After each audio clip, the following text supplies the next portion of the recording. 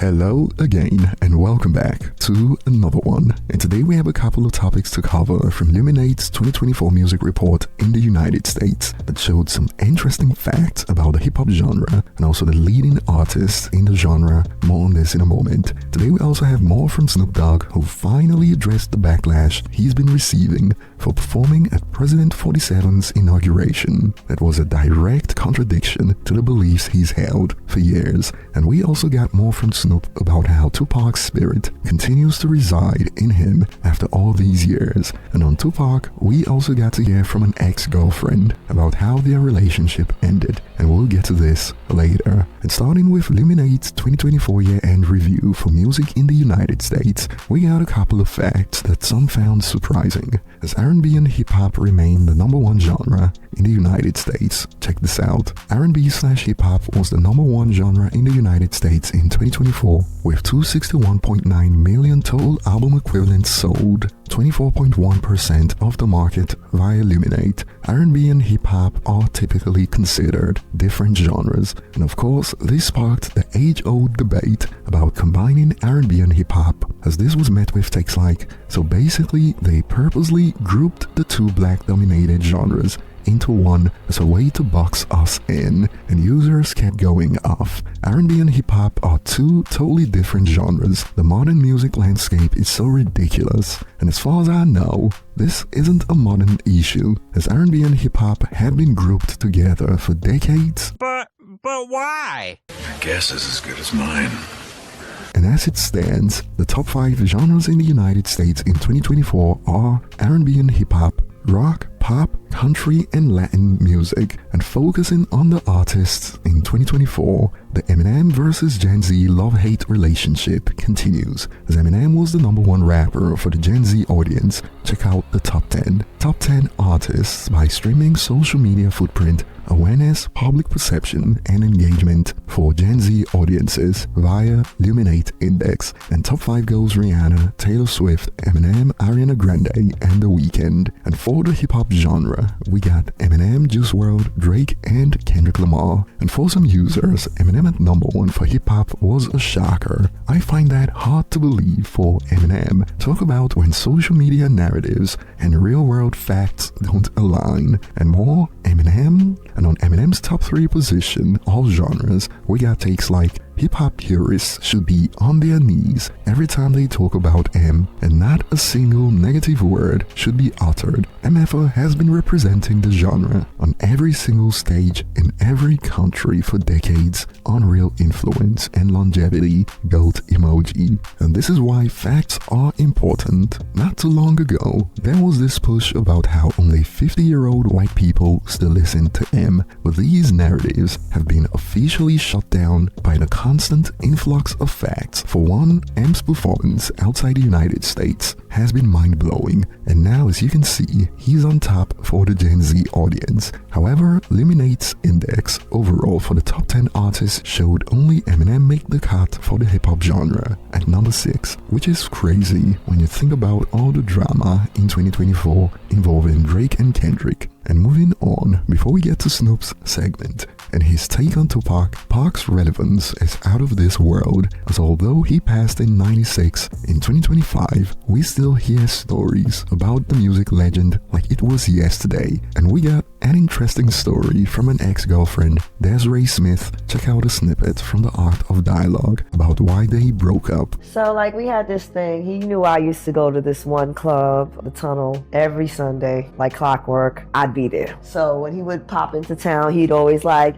surprise me, or sometimes he'll call me, but sometimes he would just pop up on me. And this was one of them times where he did the pop-up and he didn't tell me he was coming. And I was coming out the club and I seen my homeboy owned a bike shop in Queens. Like a neighborhood friend though, not like a guy I was dating. He had a bike shop and me and my girls used to go over there. Like we'd ride on bikes with them sometimes, and I bumped into 2 of his employees and they were on bikes outside. So one of them was like, "You want to go for a ride real quick?" And I'm like, "Yeah, fuck it, I'm drunk, the wind in my hair, I'm feeling good." And when I come back from that quick bike ride. As fate would have it, he pulls the bike up, I get off, and Pac is standing right there with his boys. And he actually was telling his boys, like, yo, you know, this girl that I be dating or whatever, like, she's, you know, introduce you to her, and I pop off this bike. And he just looked at me like, really? And I'm like, in my mind, I'm like, you know, we had an understanding when we first started talking to each other, and the understanding was when we together, we together. And when we not together, we not together.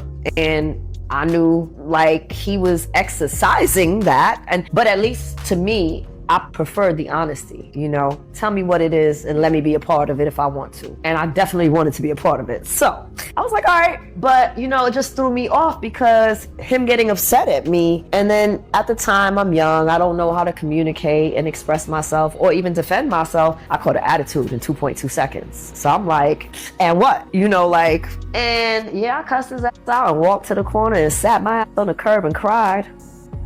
So my girlfriend had to get me up off the curb and into a cab because I was devastated. Like, I couldn't even believe, like, why didn't I just say, like, it's nothing. Like, this is, you know, these people work for somebody I grew up with from childhood. Like, you know, it's just nothing. But I stood on my 10 toes and we went our separate ways that night and we ain't speak. And then he got shot. If I would have went somewhere that he's at and I seen him with a female, I know I would have felt away. Because when he told me Faith, I threw up so bad that I had to go to the hospital. And this sparked takes like Desiree should move on and stop doing interviews.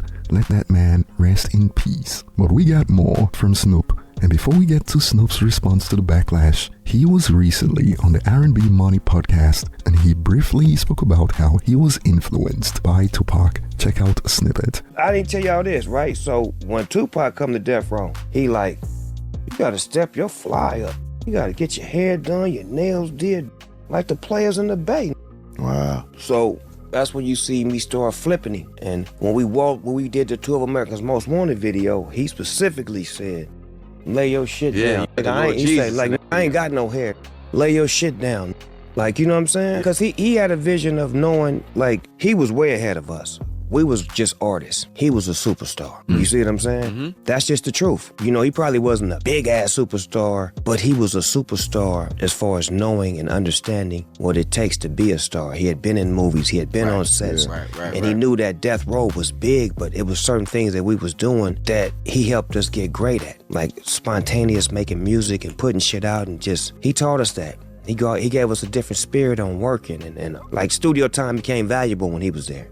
Before it was just like 9 hours. Now it's like that nigga Pac coming up here looking to work. Whoever in there bullshitting got to get out. Or either he got a studio locked up for 12 hours. And Snoop got one locked up for 12 hours. So it's got to be what y'all making while y'all in here. Right. And as I move with Death Row now, his spirit is all in me. Like that's how I move. I don't wait. I used to wait. I used to just wait till we make a record. Me and you make a record. Me and Tank gonna listen to it 3 weeks in a row before we even get to another song because it's so good. This shit's so dope. With 2, we on song 16 right now. For real. Yeah. While you just listening to songs, he said the engineer's job is to listen to it. That ain't my job. And boy, this was met with backlash on X as users put Snoop on blast over his recent moves with takes like, LOL, I promise you, Pac would never perform at a current president event. And we got more. Now I wish Snoop would stop speaking on Pac. And it is some wild allegations being hurled at Snoop right now. Cap asked why he didn't tell Pac he was gonna be ambushed after the show. He got the call to not go, but didn't tell Pac though. That's why it is always the ones closest to you. Shrugs emoji.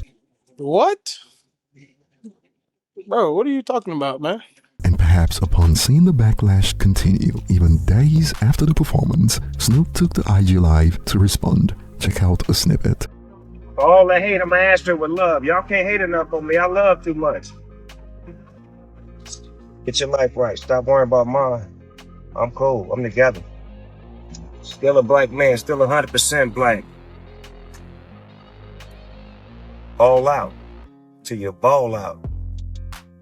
Or till you fall out. I ain't going nowhere. Come right here. Yeah. On crypto. Yeah, get the crypto on crypto. Here we go. We gotta learn to pick each other up instead of pulling each other down. That's what we great at as black people. We great at tearing each other down. You could be up 1 minute and they'll try to pull you down the next. But I'm a strong black man. I'm cut from a different cloth. Can't tear me down. I'm one of God's child, one of his children. And I'm taking the load. Oh, here we go. Shout out to my grandkids and my kids and my beautiful wife, my brother, uncles, aunties, family members, cousins. Y'all know what it is. Bang, bang. The only way to beat hate is with love. Learn from the dog. Teach you something every day. God bless y'all. I'm out. Hey.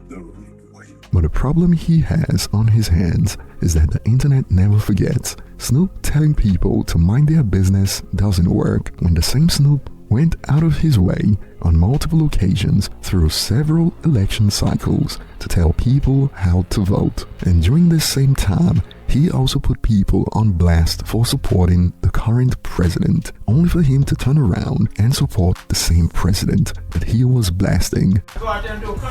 So ain't nobody gonna perform for huh? Which one of you jigaboo ass niggas gonna be the first one to do it? I'm waiting. I'm gonna roast the fuck out one of you Uncle Tom ass for doing it. Which one of you niggas gonna do it first? I's the one that performs for himself. But you need to know that a lot of your fans is racist. Ain't no way around. Don't even try to put no I don't even want to put anything around I it. do. I don't give a I tell them straight up. If you like that, you racist. You and him. Now what? If you're just tuning in, we're talking Kanye about too, Donald Trump. nigga. Don't forget about him too. You too. Bro, come on now, dog.